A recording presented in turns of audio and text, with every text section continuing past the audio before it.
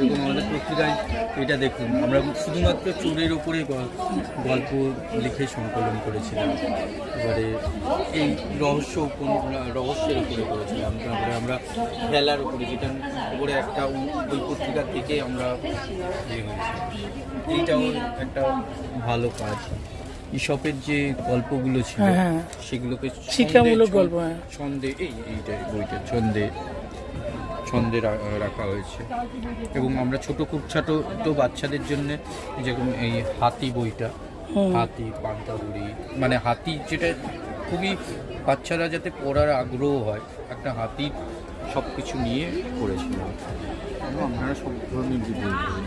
বিদ্যাসাগরের জীবনী, আস্তে আস্তে আমরা সমস্ত জীবনী একদম সস্তা করে রঙিন বই, প্রত্যেকটা বই রঙিন।